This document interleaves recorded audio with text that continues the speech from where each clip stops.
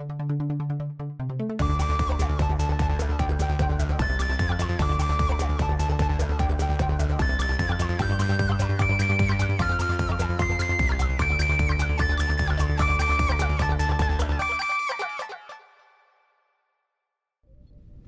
in a bottle. The crew is again outwitted by Professor Moriarty, who wants to be more than just a simulation. That's surprisingly good. Well, not dumb. I have an addendum to it. You. We start out on the holodeck with Brent Spiner's unfunny, overacted Sherlock Holmes and Geordi doing a dumb accent. He's explaining how a victim was murdered, and it was very lengthy, and at one point he accuses the victim's brother of murdering him, but the dude is right-handed when he should be left-handed.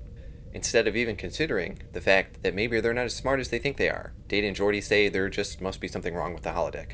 They freeze the program, and Geordi tells Barclay to figure out what's wrong.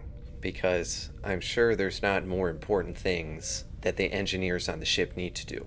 Although, to be fair, if the holodeck is malfunctioning, the entire Enterprise may be on the verge of disintegrating or something.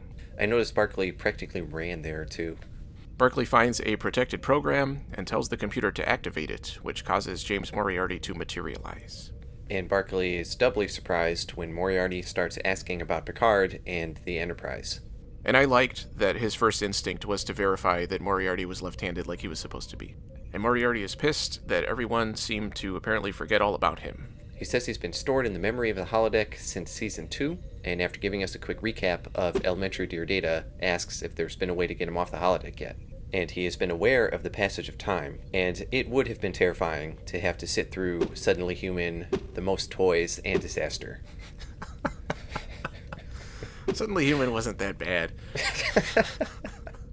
I don't want to know what he's seen Riker doing on the holodeck in all that time. Oh yeah, that's gross. And Barclay says he'll have to put him back into memory storage while he goes to talk to Picard, but when he leaves, Moriarty reappears on his own and smiles.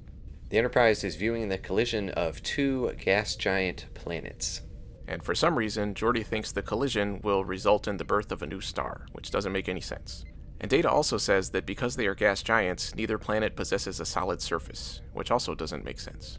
But I thought I remembered reading somewhere that when a star forms, it actually takes a really long time. Yeah, well, stars don't form from planets smashing into each other like this. It doesn't make sense. How do you know? Because I've been there, and that's not how it happens. All right, Galactus. Barclay pops in to tell Geordi and Data about Moriarty, and they get Picard to enter the holodeck with them.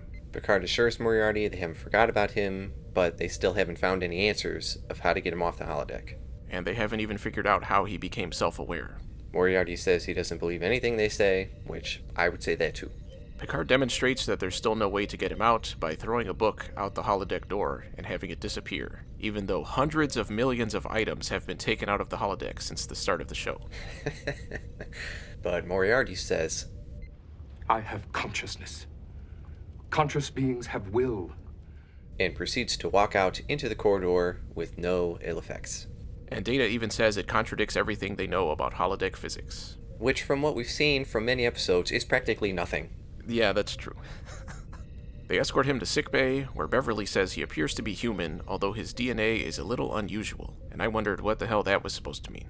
Picard asks what he wants to do, and Moriarty says he wants to explore, just walk around, and is fascinated to discover that they're out in space. But if he is part of the computer, and has access to the computer, and has spent 5 seasons trapped in the computer, wouldn't he know what's going on? He even took control of the ship last time. And he drew the picture of the shape of the Enterprise? Did he really think that shit was floating on water? Moriarty says he wants to plan out his life, and Picard points out that crime is still illegal and harder to commit in the future. And I wondered what crimes he thought Moriarty was going to be committing in a world that he has no knowledge of whatsoever, or what his motivation would be for even doing that. I found it interesting that whenever Moriarty brought up his one objective, Picard, who doesn't want to do it, always changes the subject. He tells Picard he wants to bring a specific woman who is designed to be his love interest off the holodeck, but Picard reiterates that they don't understand how Moriarty still exists.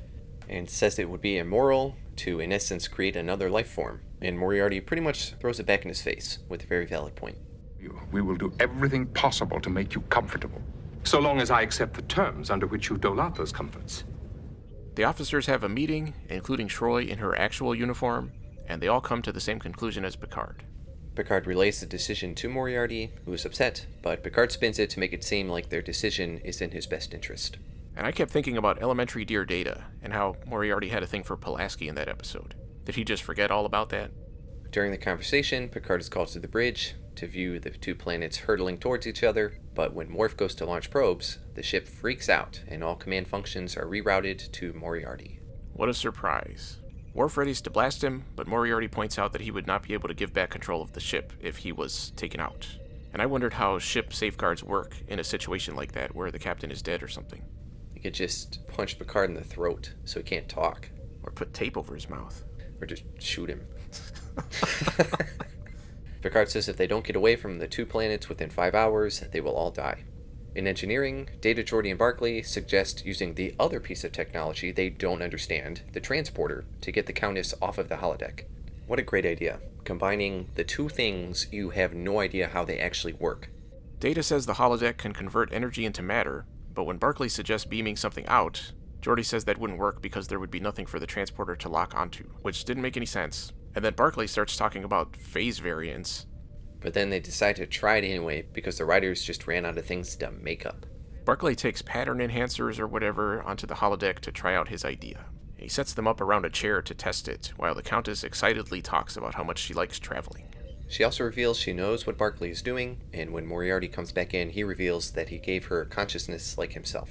The Countess is played by Stephanie Beacham, who I knew as Peter Cushing's granddaughter in Dracula AD 1972. Yeah, me too. So that was kind of cool. And I thought she was hotter when she was older than when she was back in 1972. Which she was alright in that movie too, so. Back to Star Trek. Given that Moriarty and the Countess aren't real people, Barclay's not as nervous as he usually would be, which I thought was a nice subtle touch. From the transporter room, Data turns on the enhancers and tries to transport the chair, but it doesn't work. Data says they can determine something from the logs, but the logs indicate that no transport actually occurred, and it might have had something to do with the fact that the log the computer said it was looking at did not match the visual log on the panel. So you should have just let me say it, it would have been cleaner. Oh, I have an addendum for that too. You. And Data says it's as if their attempt to transport the chair never happened. Geordi tells Picard that he figured out a way to reinstate his voice control, but it doesn't seem to be working. Even though it says it should.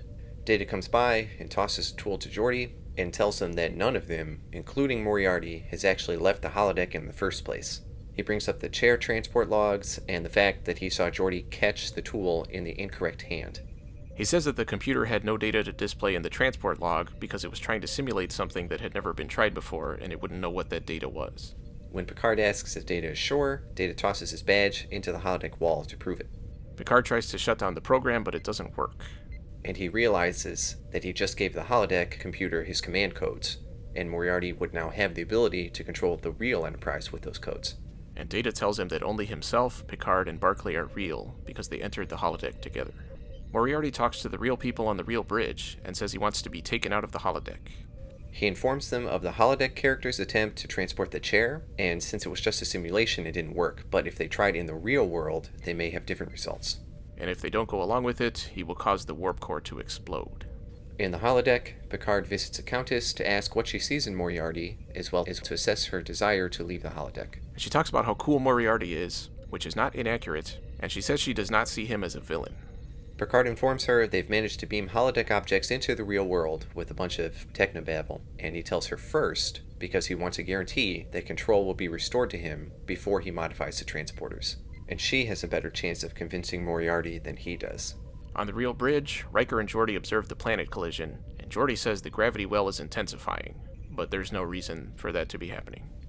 The same amount of mass is there as was there before. If anything, I would think some of it would be flying off into space from the collision. Worf tells them that there are force fields blocking them from the holodeck, and this one guy seems to think that if he can poke one in just the right spot, it'll disappear. The Countess relays Picard's information to Moriarty, who then contacts real-world Riker about Picard's modifications. So they set everything up and transport both Moriarty and the Countess out of the holodeck. Riker tells Moriarty to release his control of the ship, but Moriarty says he will only do it after being given a shuttlecraft, and he and the Countess being allowed to leave. So they give him one. And Moriarty releases control of the ship. Picard ends the holodeck program, but it turns out it was a holodeck program inside of the holodeck program created by Moriarty. He tells Data and Barclay that their ruse worked, and then he decides to find out if Moriarty actually released control of the ship. He explains that Moriarty actually believes he is off the holodeck, and the simulated world they created will keep running for a lifetime without them ever knowing. So does that mean they can create an entire universe? What about things outside of where the Federation actually knows about? They're just going to run into the source wall or what? And Picard says the program is still running inside the cube that Barclay pulled out of the holodeck, showing that he has no idea how computers work. And Picard suggests the reality that they know may also be a simulation, which Barclay decides to test out. Computer end program. And Barclay says he'll keep the holodeck computer thing safe. What if they get into a battle and the shelf it's on just gets knocked over and it shatters on the floor? What if the cube falls out and accidentally goes into the slot in the holodeck and reactivates Moriarty in the holodeck? Or what if Barclay decides to tinker with that program and throw in a lot of naked women or something? Yeah, what if he decides the Countess was too good to let go? What if he messes up his version control and accidentally sticks the wrong version of the Countess into the program? And she becomes like a Nintendo 64 Polygon character. He's going to have to talk to his Git push manager. Ship in a bottle. Overall? When you told me a long time ago that Moriarty comes back, I thought, cool, I would like to see that. Then this episode started. I'm going somewhere. The early part of this episode was a bunch of stupid crap, with Moriarty apparently just walking out of the holodeck of his own volition, and the characters spending so much time trying to figure it out and saying nothing that made any sense. Partway through the episode, I wrote the following, intended to be part of my wrap-up. What they should have done instead was have Moriarty gain control of the ship from inside the holodeck and lock out anyone else from trying to turn it off, then forcing them to find a way to transfer his program into a physical body outside the holodeck. The basic idea would be the same, but it wouldn't be based in complete nonsense. So naturally, I was very glad when the twist came up of everyone really being on the holodeck the whole time. It was way smarter than I would have expected at this point in the show. I feel like they haven't done anything that smart in seasons at this point. It didn't completely void the stupidity of the earlier stuff and the way they were talking about things in ways that didn't make any sense, but it helped a lot, and the episode got way better after that. I really liked that Barclay was there as just another character instead of feeling like the episode revolved around him, and his interactions with Moriarty and the Countess were great. I thought it was too easy to figure out what was really happening at the end, with the characters tricking Moriarty the same way he had already tricked them. I would think that he would have considered that as soon as he came up with his own plan in the first place. I liked that they addressed that it had been so long since we had seen him, but it seems out of character for no one to point out that him still being trapped in a simulation could be seen as cruel. I would think some of the characters would look at it that way. I would think some of them would have said, hey, let's actually work on trying to figure out a way to get him out. Like I said, just transfer his consciousness into a physical body or something. So, some sort of Silvermane situation to make him even more of a threat. What is that referring to? In his robot suit. Oh, I forgot about that. I was thinking when he was a baby. Well, yeah, okay. On the other hand, I would also have liked for someone to suggest deleting him altogether, as he is a proven threat to them all. I did like this episode, but as usual, there were a lot of things that didn't make sense, and the writers always seem to avoid trying to go too deep into the heavier ideas in these later seasons, which is disappointing. I gave it a B-. I give this one an A-. I knew you were going to do that. I'm surprised it wasn't an A++. That would be an S. Whatever. I'd go by the metric system. Man. Like and subscribe. It was really cool. They brought Moriarty back. I can't count the number of times we've lamented that a character that had so much impact on the crew would never be addressed again. Yeah, I'm still waiting for the Zach Dorn Cole Rami to show up again. But see, that's the other thing. We know they're not going to do it for anyone else. This episode proved that a good episode does not need a bunch of action scenes as long as it's written well, kind of like Chain of Command. I also liked the twist that they were still on the holodeck, and I thought it was good that they didn't allude to that early on. And I think it was great that it showed how clueless the characters actually are, and their only course of action is to just make crap up to try and justify it because they don't actually know anything. And I like the inception solution to get out of it. The whole time, Picard kept showing that he did not actually care about Moriarty or his situation, even though he pretended to. because every action he took was to get control of the ship and just push Moriarty out of the way. Even in the conversations with Moriarty, he kept changing the subject.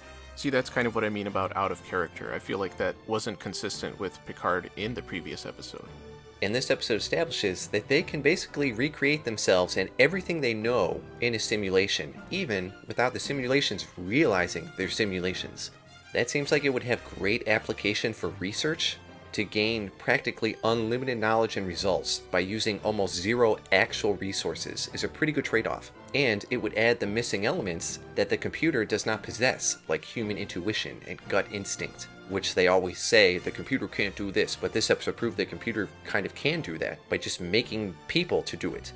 I think we might have said this last time, but doesn't Moriarty seem to be more of a human artificial intelligence than Data, and more advanced in some ways? Yes. What a waste. They're just going to walk away from this outrageously beneficial discovery and say, lock it in the cube. Maybe we could do a crossover with Cube, where Moriarty shows up there. That'd be awesome. Yeah, I mean, he'd be trying to escape a cube.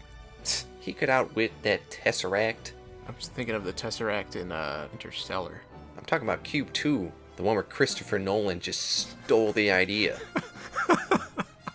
I actually read on IMDb that Matthew McConaughey directly confronted Christopher Nolan on set, and there was a huge argument where they were screaming at each other, and Nolan almost booted him out of the movie. But they came to the conclusion that nobody has actually seen Cube 2. So if you see that fact on IMDb, it's because somebody with more time than us added it. It is Cube 2, right? Not Cube... Cube 0 or whatever's the prequel. Pre-Cube? Square? Yeah, I was going to say like Pyramid or something. Thanks for watching.